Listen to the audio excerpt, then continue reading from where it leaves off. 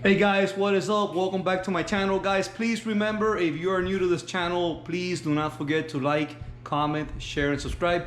For today's video, I'm here with my buddy Eric.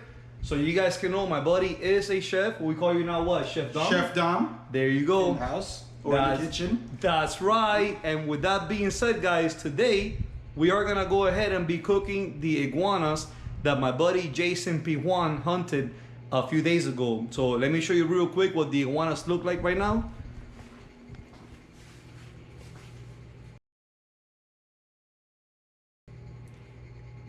Now, Eric, I did notice something when I got to the house.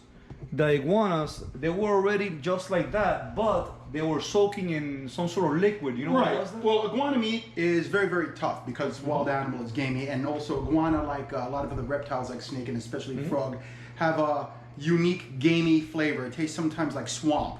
So to get some of that flavor out and to tenderize the meat, I put some vinegar inside. So I basically had it marinating in vinegar, salt, and just a couple of basic spices. Not so much to flavor the food, but to get some of that flavor out. So I cleaned them, I removed the heads and the feet, and there's not a lot of meat on these guys. You can see the little entrance hole over there, good shot, you know. There's not a lot of meat on these guys, but we're gonna make do with what we have. Most people, when they butcher an iguana, what they'll do is they'll remove just the tail and the legs. They'll get rid of the feet, throw them away, they'll take the arms and the legs, but I like to cook pretty much the whole thing for shock value. It makes me feel a lot better, and to me it's a little bit more of respect for the animal to show that, hey, if you don't know you're eating an animal, you got no business eating an animal. There you go. So I've got these bad boys over here, and this little guy. So we're gonna take them, and we're gonna, normally I would use a crock pot. Unfortunately, I don't have a crock pot big enough.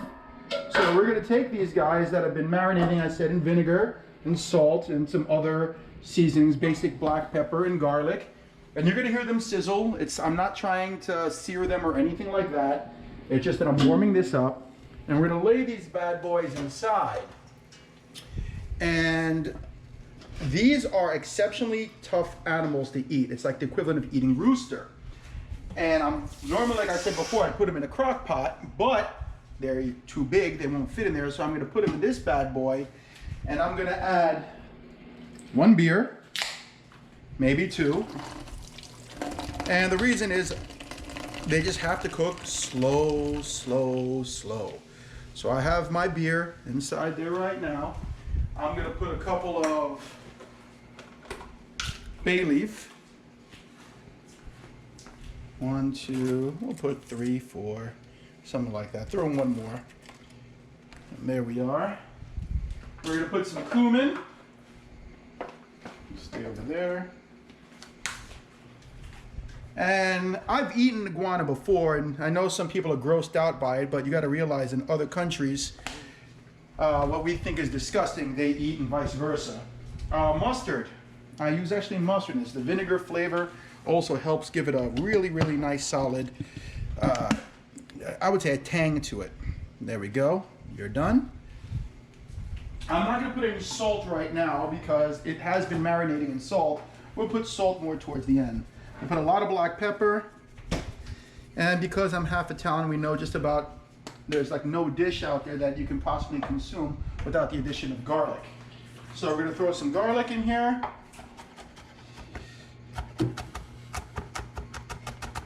And I'm just putting a coarse chop. The reason why I don't care if it looks too pretty is because it's gonna cook so long in there that it's just gonna melt and fall apart. So if you're not really good at chopping or processing vegetable matter, don't worry about it because it's all gonna turn to mush.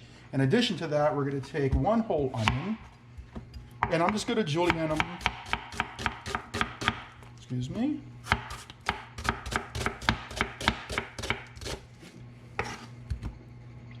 And again, you could dice them, you could do whatever you want, but reality is it's not gonna matter because it's gonna cook so long it's just gonna melt. And I'm gonna throw these in here to make everybody nice and happy. Okay? And then there you are. In addition to that, now here's the part that you guys are gonna call me crazy. Dom, you're crazy. I threw nothing away. All the junk in my house, I managed to consume one way or the other, or I feed to my plants. This is cilantro stems, or these are cilantro stems. Why would I use them? Well, all the flavor, believe it or not, is actually in the stems. It's just tough, and people don't want to eat tough things. So if it's going in something where it's going to melt and fall apart, throw it in there. Right? Most people would throw that out. It's a waste of time, a waste of money. Okay, and now for my favorite, because I'm not from Miami, I can eat spicy food. I'm going to throw some chili peppers in there. Now, I like to put them whole, just because I like to see some whole things in my food. Everyone chops, make them super small. Plus, all the heat's going to leak out of here and go into the stew, I guess, if that's what you want to call it. So I'm going to take all these little chili peppers. I believe the Chinese refer to these as sea peppers. Can't. Everyone has a different name from them, because chili peppers, I believe, were introduced by Westerners. Don't quote me on that. So they call them sea peppers because these chili peppers came from the ships that came from the sea. All right, I learned that from my buddy who owns a Chinese restaurant. All right, so we have all of that. And this actually is what I use when I make my lechons. So you have all of that in there. You have your beer, you have your iguana. It's all sitting here nice type, and we put on a very, very low heat. And after approximately about 3 hours, you know, I'm gonna have to probably add a little bit of olive oil. I wasn't going to originally, but these are very, very lean animals, and the oil allows the flavor of the food to kind of slide on your tongue. So there you go. And after that, all you do is this. And in a minute, I'll redo it again. Something happened. I don't know what happened. There was nothing playing here. right, okay. Anyways, Dom, real quick, I just had a question for you. With this dish right here that you made, do you have an actual name itself for this dish right here? Yep, I got it right now. I call it Dom's Iguana. I like it. Yep. I like it. So guys, this is what's gonna happen. What I'm gonna do is we're gonna leave it right now cooking.